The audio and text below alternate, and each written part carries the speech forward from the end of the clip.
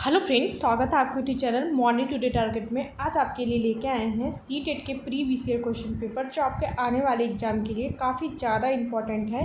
तो इसलिए जितने भी क्वेश्चन पेपर करवा रही हूँ सारे देखिएगा। अगर वाकई में आप सीटेट क्लियर करना चाहते हैं तो एक भी क्लास मिस मत करिएगा, क्योंकि जितने भी प्रीवियस ईयर क्वेश्चन पूछे गए हैं सभी क्वेश्चन पेपर कराने वाले हैं। और जैसा कि आप सभी जानते हैं कि किसी भी एग्ज़ाम को क्लियर करने के लिए उसका PYQ क्वेश्चन कितना ज़्यादा इम्पोर्टेंट होता है, इसलिए 2011 की CDP करवा चुके हैं और आज 2012 की CDP कराने वाले हैं। तो देखिएगा, पिछली क्लास जिसने नहीं देखी है उसको जाके ज़रूर देखिए, आपको काफ़ी ज़्यादा हेल्प मिलेगी अपना एग्ज़ाम पास करने में। अगर आप 1-2 नंबर से रह जा रहे हैं तो अपनी तैयारी को इतने अच्छे से करिए, आपका इस बार सीटेट क्लियर हो जाए। तो चलते हैं क्वेश्चन पे और बताइएगा आपने 30 क्वेश्चन में से कितने क्वेश्चन सही किए हैं। पहला क्वेश्चन है, जब बच्चा फेल होता है तो इसका तात्पर्य है कि। तो जब बच्चा फेल हो जाता है तो इसका क्या तात्पर्य होगा। तो इसका राइट आंसर यहाँ पे हो जाएगा ऑप्शन सी हो जाएगा, व्यवस्था फेल हुई है। यदि छात्र किसी भी प्रकार से मानसिक रोग से पीड़ित नहीं है, अर्थात समान छात्र है, यदि परीक्षा में फेल हो जाता है तो इसका तात्पर्य है कि पूरी शिक्षण व्यवस्था फेल हुई है, उसमें बच्चे की कोई गलती नहीं है। तो इसका राइट आंसर यहाँ पे थर्ड ऑप्शन सही हो जाएगा। नेक्स्ट क्वेश्चन है, शिक्षण से अधिगम पर बल देने वाला परिवर्तन हो सकता है। तो शिक्षण से अधिगम पर बल देने वाला क्या परिवर्तन हो सकता है। तो इसका राइट आंसर यहाँ पे पहला हो जाएगा, बाल केंद्रित शिक्षा पद्धति अपनाकर। बाल केंद्रित शिक्षा पद्धति अपनाकर शिक्षण से अधिगम पर बल देने वाला परिवर्तन हो सकता है। इसका पहला आंसर सही हो जाएगा।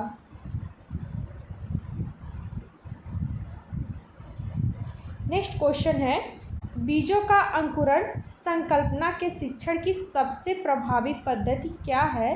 तो बीजों का अंकुरण संकल्पना के शिक्षण की सबसे प्रभावी पद्धति क्या है। तो इसका फर्स्ट आंसर हो जाएगा, विद्यार्थियों द्वारा पौधे के बीज बोना और उसके अंकुरण के चरणों का अवलोकन करना। यह सबसे राइट आंसर सही हो जाएगा। किसी भी कार्य को यदि प्रयोगात्मक रूप से छात्रों द्वारा करवाकर उसका अध्ययन कराया जाएगा तो वह सबसे प्रभावशाली होगा, जैसे कि छात्रों द्वारा पौधे के बीज बोना और उसके अंकुरण के चरणों का अवलोकन करना। तो इसका राइट आंसर यहाँ पे पहला सही हो जाएगा।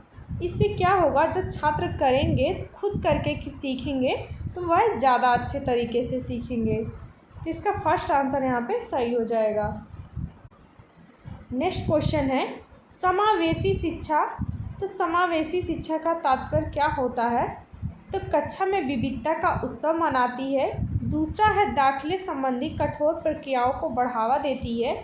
तीसरा है, तथ्यों की शिक्षा मतारोपण से संबंधित है। चौथा ऑप्शन है, हाशिए पर स्थित वर्ग से शिक्षकों को सम्मिलित करने से संबंधित है।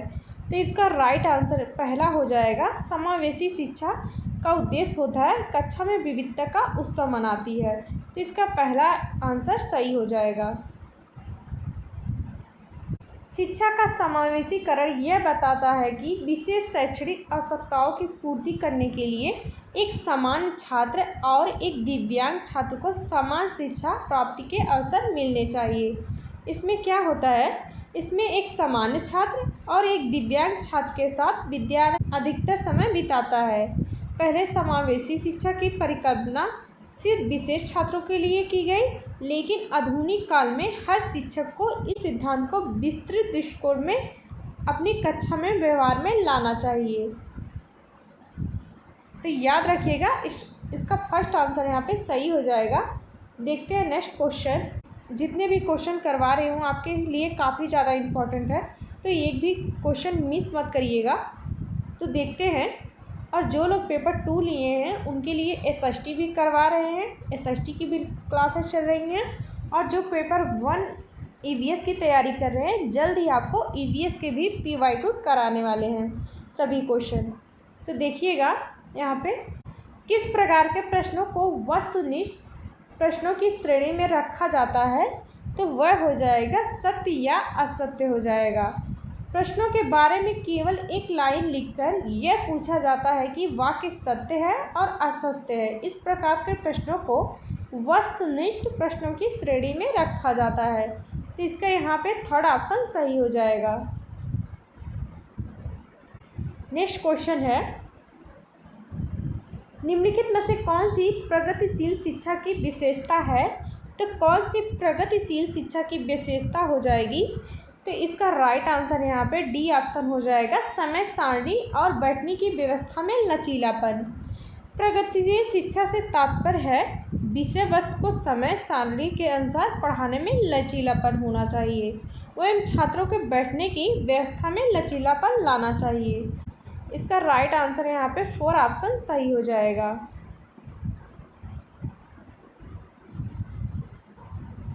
नेक्स्ट क्वेश्चन है, एक शिक्षक प्रश्न पत्र बनाने के बाद यह जांच करता है कि क्या प्रश्न परीक्षण के विशिष्ट उद्देश्यों की परीक्षा ले रहे हैं। वह मुख्य रूप से प्रश्न पत्र की डैश के बारे में चिंतित है। तो इसका राइट आंसर हो जाएगा यहाँ पे पहला हो जाएगा, संपूर्ण विषय वस्तु को शामिल करने के बारे में चिंतित है। किसी शिक्षक के प्रश्न पत्र बनाने में उसका प्रमुख उद्देश्य होता है संपूर्ण विषय वस्तु को शामिल करना होगा। तो इसका राइट आंसर यहाँ पे फर्स्ट ऑप्शन सही हो जाएगा।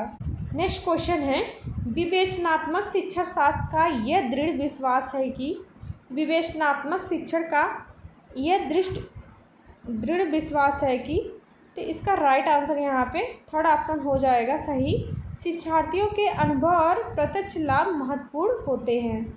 इसका थर्ड ऑप्शन यहाँ पे सही हो जाएगा।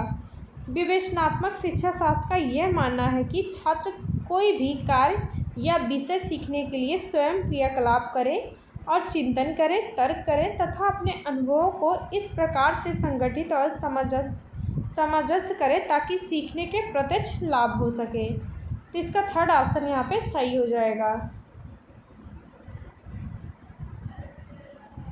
नेक्स्ट क्वेश्चन है, विद्यालय आधारित आकलन मुख्य रूप से किस सिद्धांत पर आधारित होता है। तो विद्यालय आधारित आकलन मुख्य रूप से किस सिद्धांत पर आधारित होता है, वह हो जाएगा बाह्य परीक्षकों की अपेक्षा शिक्षक अपने शिक्षार्थियों की क्षमताओं को बेहतर जानते हैं। तो इसका फर्स्ट आंसर यहाँ पे सही हो जाएगा। विद्यालय आधारित आकलन विद्यार्थियों की कमजोरी को पहचान कर उसमें सुधार करने की एक प्रक्रिया है। इस प्रक्रिया में विद्यालय के शिक्षक अपने छात्रों का आकलन करते हैं क्योंकि वे अपने छात्रों को अच्छी प्रकार से समझने का प्रयास करते हैं। इसका फर्स्ट ऑप्शन यहाँ पे सही हो जाएगा।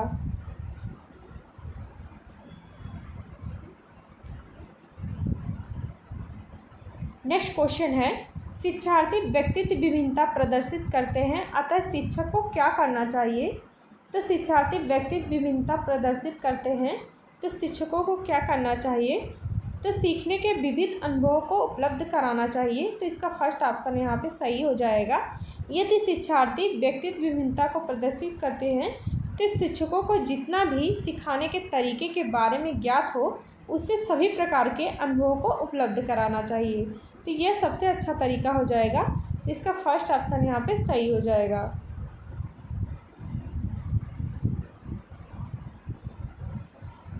नेक्स्ट क्वेश्चन है, निम्नलिखित में से कौन सा विकास का सिद्धांत है। तो कौन सा विकास का सिद्धांत हो जाएगा, तो वह हो जाएगा इसका फर्स्ट आंसर यहाँ सभी की विकास दर समान नहीं होती है। तो सभी विकास की दर समान नहीं होती है।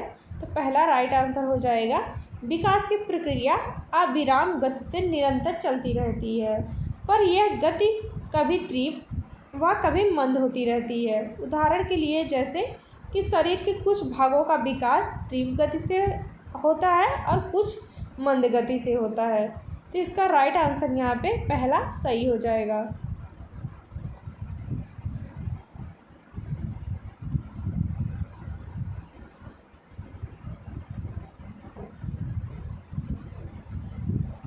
नेक्स्ट क्वेश्चन है, मानव विकास को क्षेत्रों में विभाजित किया जाता है। तो मानव विकास को किस क्षेत्रों में विभाजित किया जाता है, वह हो जाएगा शारीरिक, संज्ञानात्मक, संवेदनात्मक और सामाजिक।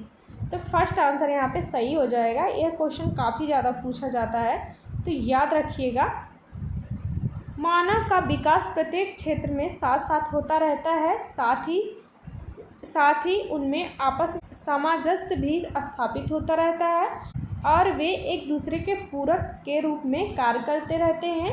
मानव विकास में सबसे महत्वपूर्ण होता है शारीरिक विकास। इसमें मानव किसी भी कार्य को करने के लिए शारीरिक रूप से तैयार होना चाहिए। इसके बाद वह उस क्षेत्र के बारे में जानकारी ले और उसमें अपने संज्ञान में लाकर उस पर विचार करे और उसके बाद उस पर अपने विचारों को सोच समझकर उसे प्रस्तुत करें और अंत में सामाजिक विकास की आवश्यकता होती है। तो इसका फर्स्ट आंसर यहाँ पे सही हो जाएगा।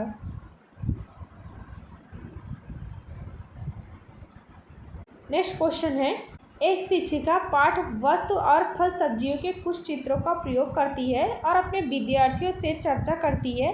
विद्यार्थी इस जानकारी को अपने पूरे ज्ञान से जोड़ते हैं और पोषण की संकल्पना को सीखते हैं। यह उपागम डैश पर आधारित है। तो यह उपागम किस पर आधारित है? तो वह हो जाएगा ज्ञान के निर्माण के। तो इसका डी आंसर यहाँ पे सही हो जाएगा। ज्ञान के निर्माण को अच्छे तरीके से छात्र के मस्तिष्क में स्थापित करने के लिए उसका चित्र बनाकर उसके बारे में चर्चा करके उन्हें अच्छी तरह से समझाया जा सकता है। साथ ही विषय वस्तु को उनके पूरे ज्ञान से इस प्रकार जोड़ा जाता है ताकि वे नए ज्ञान को सरलता से ग्रहण कर सके। इस प्रकार की प्रक्रिया को ज्ञान के निर्माण के रूप में भी जाना जाता है। तो इसका यहाँ पे डी ऑप्शन यहाँ पे सही हो जाएगा। नेक्स्ट क्वेश्चन है, जब बच्चे की दादी उसे माँ की गोद से ले लेती है तो बच्चा रोने लगता है। तो इसका क्या कारण होता है? इसका क्या कारण हो सकता है? तो वह हो जाएगा संवेदनात्मक दुश्चिंता। तो इसका बी ऑप्शन सही हो जाएगा। जब बच्चे को उसकी माँ की गोद से अलग किया जाता है तो उसमें मोहवश संवेदनात्मक दुश्चिंता उत्पन्न होती है, जिसके कारण बच्चा रोने लगता है। तो इसका यहाँ पे सेकेंड ऑप्शन सही हो जाएगा। नेक्स्ट क्वेश्चन है, शिक्षा के संदर्भ में सामाजिकरण से क्या तात्पर्य है? तो अपने सामाजिक मानदंड बनाना। दूसरा है समाज में बड़ों का सम्मान करना। तीसरा है सामाजिक वातावरण में अनुकूलन और समायोजन करना। चौथा ऑप्शन हो जाएगा सामाजिक मानदंडों का सदैव अनुपालन करना। तो शिक्षा के संदर्भ में सामाजिकरण से तात्पर्य होगा सामाजिक वातावरण में अनुकूलन समायोजन करना। इसका यहाँ पे थर्ड ऑप्शन सही हो जाएगा। शिक्षा सामाजिकरण की प्रक्रिया को सरल बनाती है क्योंकि शिक्षा के माध्यम से मनुष्य सामाजिक मूल्यों, आदर्शों, व्यवहारों आदि को सीखता है, अपने आप को उसके अनुरूप बनाने का प्रयास करता है। नेक्स्ट क्वेश्चन है, राज्य स्तर की एक एकल गायन प्रतियोगिता के लिए विद्यार्थियों को तैयार करते समय एक विद्यालय लड़कियों को वरीयता देता है। यह क्या दर्शाता है? तो यह दर्शाएगा लैंगिक पूर्वाग्रह हो जाएगा। इसका यहाँ पर डी ऑप्शन सही हो जाएगा। जब किसी संस्था या कक्षा में लिंग के आधार पर किसी एक वर्ग को वरीयता दी जाती है तो इस प्रकार को लैंगिक पूर्वाग्रह के नाम से जाना जाता है। तो यहाँ पे इसका डी ऑप्शन सही हो जाएगा। नेक्स्ट क्वेश्चन है, वाइगोस्की बच्चों के सीखने में निम्नलिखित में से किस कारक को महत्वपूर्ण भूमिका पर बल देते हैं? तो वाइगोस्की बच्चों के सीखने में किस कारक को महत्वपूर्ण भूमिका पर बल देते हैं? तो वह हो जाएगा यहाँ पे ऑप्शन डी हो जाएगा सामाजिक। वाइगोस्की के अनुसार बालक के संज्ञानात्मक विकास की व्याख्या उसके सामाजिक सांस्कृतिक परिवेश के परिप्रेक्ष्य में करनी चाहिए। किसी बालक का सामाजिकरण जिस सामाजिक सांस्कृतिक परिप्रेक्ष्य में रहता है उसी के अनुरूप उसमें भाव, विचार, दृष्टिकोण एवं मानसिक क्षमताओं का विकास होता है। तो यहाँ पे डी ऑप्शन सही हो जाएगा। नेक्स्ट क्वेश्चन है, एक शिक्षिका अपने शिक्षार्थियों की विभिन्न अधिगम शैलियों को संतुष्ट करने के लिए वैविध्यपूर्ण कार्यों का उपयोग करती है। वह डैश से प्रभावित है। तो वह किससे प्रभावित है? वह हो जाएगा यहाँ पे सेकेंड ऑप्शन हो जाएगा गार्डनर के बहुबुद्धि सिद्धांत पर। गार्डनर के बहुबुद्धि के सिद्धांत के अनुसार बुद्धि का एक रूप एकांगी ना होकर बहुकारकी होता है। जिस प्रकार शिक्षिका अपने शिक्षार्थियों को विभिन्न अधिगम शैलियों को संतुष्ट करने के लिए वैविध्यपूर्ण कार्यों का उपयोग करती है, उससे प्रतीत होता है वह गार्डनर के बहुबुद्धि सिद्धांत से प्रभावित है। यहाँ पे इसका सेकेंड ऑप्शन सही हो जाएगा। नेक्स्ट क्वेश्चन है, एक शिक्षिका अपने आप में कभी भी प्रश्नों के उत्तर नहीं देती, वह अपने विद्यार्थियों को उत्तर देने के लिए समूह चर्चाएं एवं सहयोगात्मक अधिगम अपनाने के लिए प्रोत्साहित करती है। यह उपागम डैश के सिद्धांत पर आधारित है। तो यह उपागम किस पे आधारित हो जाएगा? ऑप्शन देखते हैं। इसका राइट आंसर यहाँ पे डी ऑप्शन हो जाएगा, सक्रिय भागीदारिता। यदि शिक्षिका अपने आप में कभी भी प्रश्नों का उत्तर नहीं देती और यदि अपने विद्यार्थियों को उत्तर देने के लिए समूह चर्चाएं एवं सहयोगात्मक अधिगम अपनाने के लिए प्रोत्साहित करती है, तो यह उपागम सक्रिय भागीदारिता के सिद्धांत पर आधारित है। तो इसका डी ऑप्शन यहाँ पे सही हो जाएगा। नेक्स्ट क्वेश्चन देखते हैं। कोहलबर्ग के अनुसार शिक्षक बच्चों में नैतिक मूल्यों का विकास कर सकता है। तो कोहलबर्ग के अनुसार शिक्षक बच्चों में नैतिक मूल्यों का विकास कर सकता है, तो किस तरीके से? वह हो जाएगा नैतिक मुद्दों पर आधारित चर्चाओं में उन्हें शामिल करके। तो इसका थर्ड ऑप्शन यहाँ पे सही हो जाएगा। कोहलबर्ग के अनुसार बच्चों के नैतिक विकास के लिए उन्हें विभिन्न नैतिक मुद्दों की परिचर्चा में सक्रिय सहभागी बनाना चाहिए। साथ ही नैतिक रूप से प्रेरणादायक कहानियों को सुनाकर उनके नैतिक विकास को निर्धारित किया जा सकता है। तो इसका यहाँ पे थर्ड ऑप्शन सही हो जाएगा।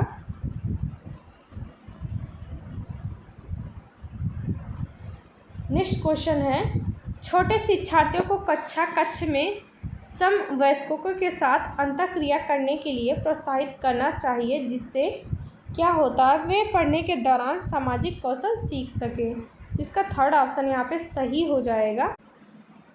छोटे शिक्षार्थियों को कक्ष में वयस्कों के साथ अंतःक्रिया करने के लिए प्रोत्साहित करना चाहिए, जिससे वे पढ़ने के दौरान सामाजिक कौशल सीख सके।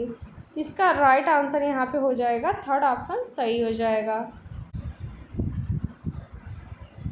नेक्स्ट क्वेश्चन है, जब एक निरयोग्य बच्चा पहली बार विद्यालय आता है तो शिक्षक को क्या करना चाहिए? तो जब एक निरयोग्य बच्चा पहली बार विद्यालय आता है तो शिक्षक को क्या करना चाहिए? तो सहकारी योजना विकसित करने के लिए बच्चों को माता पिता के साथ चर्चा करना चाहिए। तो इसका राइट आंसर यहाँ पे थर्ड ऑप्शन सही हो जाएगा।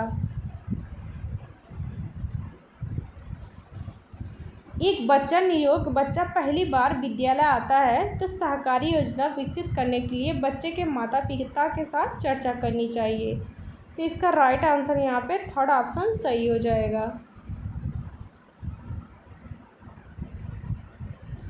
नेक्स्ट क्वेश्चन है, पियाजे के संज्ञानात्मक विकास के चरणों के अनुसार इंद्रियगामक संवेदी प्रेरक अवस्था किसके साथ संबंधित है? वह हो जाएगा अनुकरण, स्मृति और मानसिक निरूपण हो जाएगा। तो इसका फर्स्ट आंसर सही हो जाएगा। इंद्रियगामक संवेदी प्रेरक अवस्था का विस्तार 2 वर्ष तक माना गया है। इस अवस्था में बालक व्यवहार, भाषा, याद का अनुकरण करने लगता है। दूरी, ऊंचाई, गहराई, समय एवं दिशा का भी ज्ञान होने लगता है। 12 से 18 माह की अवस्था तक वह नवीन वस्तुओं को समझने का प्रयास करने लगता है। इसके बाद उसे प्रतीकात्मक चिंतन, परिकल्पना, याद दिखने लगता है। तो इसका राइट आंसर यहाँ पे फर्स्ट ऑप्शन यहाँ पे सही हो जाएगा। मानव व्यक्तित्व परिणाम है, तो मानव का व्यक्तित्व किसका परिणाम हो जाएगा? वह हो जाएगा आनुवंशिकता और वातावरण की अंतःक्रिया का। तो इसका सेकेंड ऑप्शन सही हो जाएगा। मानव व्यक्तित्व आनुवंशिकता और वातावरण की अंतःक्रिया का परिणाम होता है। तो इसका राइट आंसर यहाँ पे सेकेंड ऑप्शन सही हो जाएगा। यह क्वेश्चन काफ़ी ज़्यादा रिपीट होता है, तो ज़रूर याद रखिएगा। नेक्स्ट क्वेश्चन है, शिक्षण अधिगम प्रक्रिया में व्यक्तिगत रूप से ध्यान देना महत्वपूर्ण है क्योंकि शिक्षार्थी हमेशा समूह में बेहतर सीख सकते हैं। दूसरा है, शिक्षक प्रशिक्षण कार्यक्रम में ऐसा ही बताया गया है। तीसरा है, इससे प्रत्येक शिक्षार्थी को अनुशासित करने के लिए शिक्षकों को बेहतर अवसर मिलते हैं। चौथा ऑप्शन हो जाएगा, बच्चों की विकास दर भिन्न होती है और वे भिन्न तरीक़ों से सीख सकते हैं। तो इसका राइट आंसर यहाँ पे कौन सा हो जाएगा? तो इसका राइट आंसर यहाँ पे डी ऑप्शन सही हो जाएगा।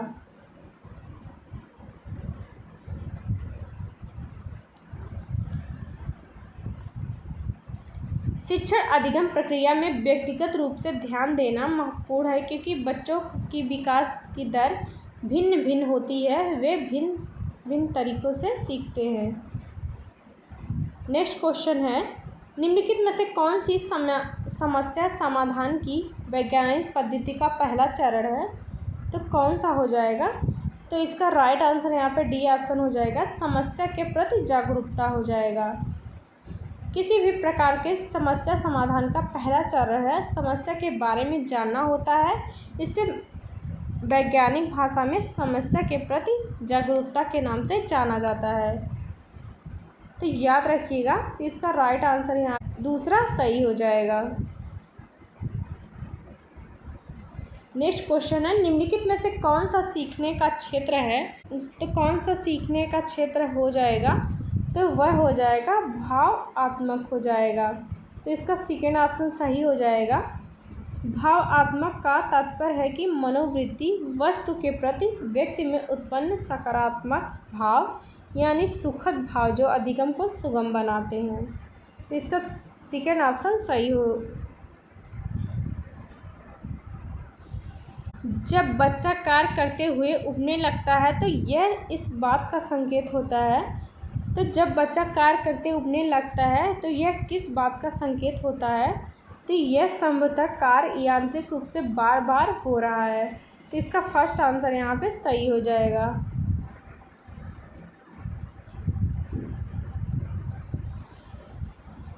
इस क्लास का लास्ट क्वेश्चन है, देखिएगा, प्रारंभ शिक्षार्थियों की त्रुटियां डैश की ओर संकेत करती हैं।